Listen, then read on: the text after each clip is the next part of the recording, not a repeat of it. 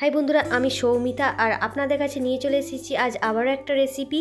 শীতের কয়েকটা সবজি দিয়ে বেশ মাখা মাখা করে আজ নিরামিষ একটা তরকারি বানাবো। তো তার জন্য প্রথমে আলু ভেজে নিয়েছি, এরপর কেটে রাখা শিমগুলো ভেজে নিচ্ছি। শিমগুলি কাটার আগে আমি পরিষ্কার জলে ধুয়ে নিয়েছি। এবার লবণ আর হলুদ দিয়ে বেশ ভালো করে একটু ভেজে নেব। একটু ভাজা ভাজা হয়ে এর মধ্যে কয়েকটা ক্যাপসিকামের টুকরো দিয়ে দিলাম আমি।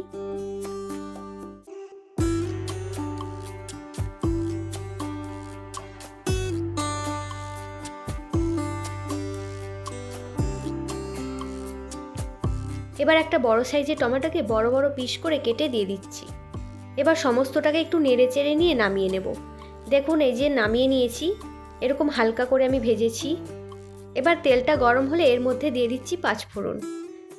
ফোড়নের একটা সুন্দর গন্ধ উঠতে শুরু হলে এর মধ্যে আদা বাটা, জিরা বাটা, লঙ্কার গুঁড়ো, হলুদের গুঁড়ো এবং সামান্য একটু পরিমাণে লবণ দিয়ে মশলাটাকে বেশ ভালো করে কষিয়ে নিতে হবে। তবে অবশ্যই নিজেদের স্বাদ মতো লঙ্কার গুঁড়োর পরিমাণটা নিতে হবে। এবার আমার মশলাটা বেশ ভালো করে কষানো হয়ে গেছে। এর মধ্যে ভেজে রাখা সমস্ত সবজিগুলো এবার দিয়ে দেব এবং সমস্ত সবজিগুলোকে মশলার সাথে বেশ ভালো করে মাখিয়ে নেব।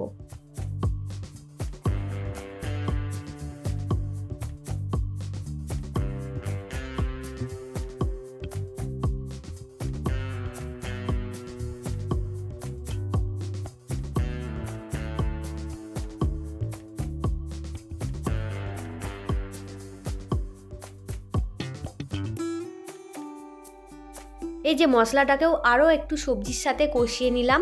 এবার প্রয়োজন মতো জল দিয়ে দেব।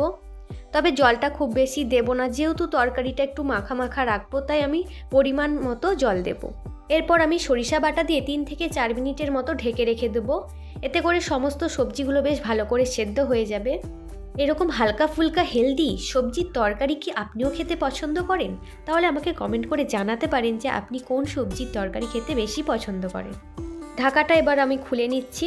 দেখুন, জলের পরিমাণ অনেকটাই কমে গিয়েছে। এই পর্যায়ে আমি সেদ্ধ করে রাখা কিছু মটরশুঁটি দিয়ে দেব, আর আমি লবণটাও চেক করে নেব। যেহেতু মটরশুঁটিগুলো সেদ্ধ করা, তাই আমি এই পর্যায়ে দিলাম। যদি কাঁচা হতো তাহলে কিন্তু প্রথমেই সবজির সাথে দিতে হতো।